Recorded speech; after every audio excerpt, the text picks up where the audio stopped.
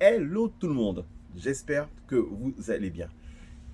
Aujourd'hui, Oliver Actu, j'ai envie de vous parler de la fameuse opération de Paul Pogba. Ah là là, il y a quelque chose qui cloche, non? Vous le sentez pas? Parce que pour moi, c'est pas une opération anodine. Je pense que c'est même peut-être quelque part un aveu de la part de Paul Pogba. Un aveu par rapport à quoi? Par rapport à cette sombre histoire de maraboutage. Avant les événements qui ont amené Mathias Pogba à dénoncer son frère, à le trahir ou tout ce que vous voulez, Pogba s'était catégoriquement opposé à une opération. Pourquoi? Parce qu'une opération allait quasiment le compromettre par rapport à la Coupe du Monde et qu'il y avait des chances qu'il n'y participe tout simplement pas. Il a refusé, il a réfléchi, le club l'a incité, il a refusé, et puis paf, cette histoire de marabout elle sort. D'accord? Donc il y a plein de choses dont on n'est pas au courant forcément, hein. Ça s'appelle tous les jours, ça discute. Kylian Mbappé a appelé Mathias Pogba, il a appelé Paul Pogba, il a confronté les deux. Et d'ailleurs, son body language, son langage corporel, quand il a fait cette conférence de presse avec Galtier et que justement on lui a posé la question, il n'a pas cité directement le nom de Paul Pogba. Il a parlé de je fais confiance à mon Il coéquipier. m'a appelé, il m'a donné sa version des faits. Au jour d'aujourd'hui, à l'heure où je parle, c'est sa parole contre la parole de son frère. Donc je vais faire confiance à mon coéquipier. Les mots, vous savez, ils sont très importants dans tout ce qu'on fait. Très important parce que si tu n'as pas de problème avec la personne, en fait, tu le cites. C'est les choses naturelles. On le fait naturellement. Tu vas donner le nom, j'ai pas de problème avec Jérémy, j'ai pas de problème avec Mathieu, ainsi de suite. Par contre, quand vous avez un problème avec quelqu'un, vous allez souvent éviter de le nommer. Vous allez le désigner autrement, par quelque chose qu'il fait, par une attitude, vous allez le désigner par rapport à ce qu'il est, par rapport à l'équipe, par rapport à vous. Mais souvent, vous n'allez pas forcément le nommer. Donc rien que ça, c'est déjà une indication qui montre effectivement la tension, l'embrouille qu'il y a au niveau de l'équipe de France. Je pense que les choses arrangent bien finalement Didier Deschamps. Honnêtement, honnêtement, bien que j'ai critiqué Mathias Pogba pour son attitude envers son frère, le fait de trahir son frère de cette manière, je pense quand même que Pogba n'est pas innocent. Il n'est pas innocent et qu'il est fort possible que cette affaire de marabout soit vraie. Il nous a d'abord dit qu'il voyait un marabout pour se prévenir des blessures. Il faut constater que cela n'a certainement pas marché, vu toutes les blessures qu'il a depuis des années. Ensuite, il y a une histoire où j'ai entendu que finalement, c'était alors pour se prémunir des blessures, mais qu'également, c'était par rapport à une association qu'il avait ouvert dans son pays en Guinée pour des enfants. Alors, qu'est-ce que ça vient chercher là-dedans? Que on aille voir un marabout pour des enfants?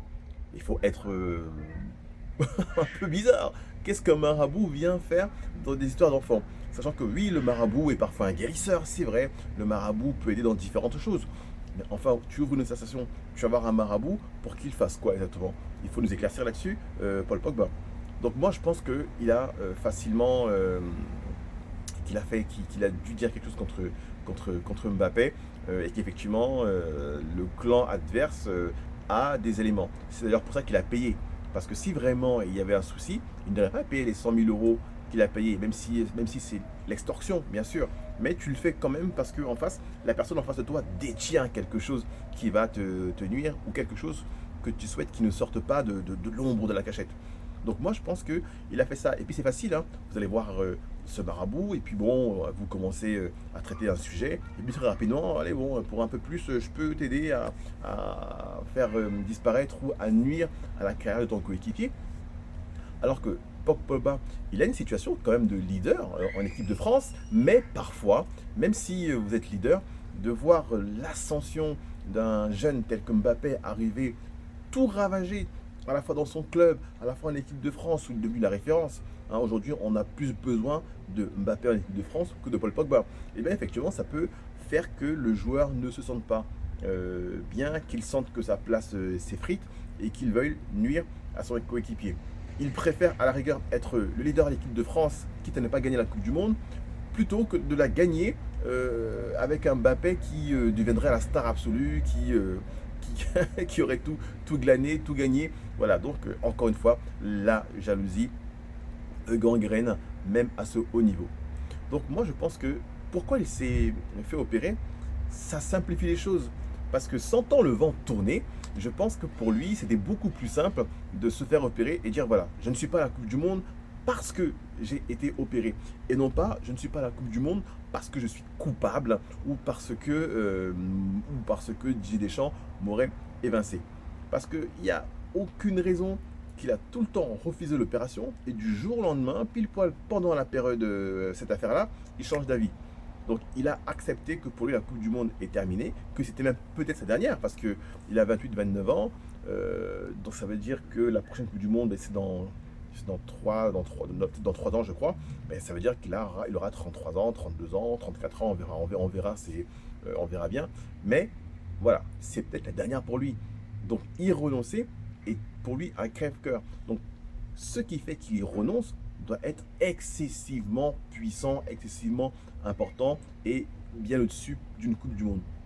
Sa réputation, ses contrats, ses sponsors, parce que vous imaginez que si Paul Pogba a effectivement, même en s'amusant, vous savez, c'est très facile, hein, on te filme, tu dis une connerie, hop, l'entourage te filme et on a vu pour des conneries des joueurs de foot complètement pas ruinés, mais ruinés au niveau de leur carrière ou de leur club.